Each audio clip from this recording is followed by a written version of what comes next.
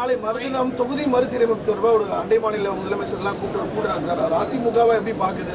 ஏங்க அதிமுக தாங்க நாங்கள் பேசிக்கிட்டோம் ஏற்கனவே. இவர்கள் அனைத்து கட்சி கூட்டத்திலேயே நாங்கள் கருத்து சொல்லிட்டோம்ல. இங்கே கூட்டி பேசுறதோட நாடாளுமன்றத்தில் பேசு. அங்கே எங்கே நாடாளுமன்றத்தில் உங்களோட இருந்து இந்தியா கூட்டணியில் இருக்கீங்களா? எங்கே குரல் கொடுக்கலையே? குரல் கொடுத்தாங்களா?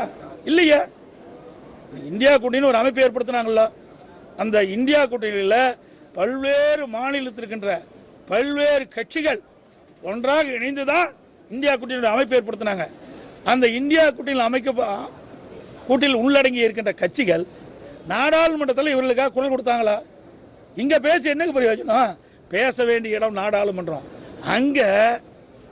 இங்கே வந்து கலந்து கொண்டிருக்கிற பிரதிநிதிகள்லாம் நாடாளுமன்றத்தில் கருத்துக்களை சொல்ல வேண்டும். நாடாளுமன்றத்தில் அழுத்தத்தை கொடுக்க வேண்டும். இங்கே வெறும் ஷோ காட்டி பிரயோஜனம் கிடையாதுங்க. இதெல்லாம் விளம்பரம் மாடல் அரசாங்கம். விளம்பரத்தில் தான் வண்டி ஓடிக்கிட்டு இருக்குது. ஏன் இங்கே வர காங்கிரஸ் இங்கே வந்து காங்கிரஸ் கட்சி கலந்துக்கிறாங்களா? காங்கிரஸ் கட்சிங்கிறது 7 கட்சியே இருக்குது. ஒரே காங்கிரஸ் தானே. ஏன் இந்த காங்கிரஸ் தலைவர் வந்து உரிய பதில் கொடுக்க மாட்டேங்கிறாரு? திராவிட முன்னேற்ற கழக தலைவர் ஒரு காங்கிரஸ் தானே ஆதரிக்கிறாரு. ஒரு மாநிலத்துக்கு ஒரு காங்கிரஸ் இருக்குதா? இல்லை. அப்போ இந்திய தேசிய காங்கிரஸ் கட்சியினுடைய அகில இந்திய தலைவர் திரு கார்கே அவர்கள் ஏதாவது பேசினாரா? இன்னும் கொடுக்கலையா? அவர் குரல் கொடுக்கட்டும்.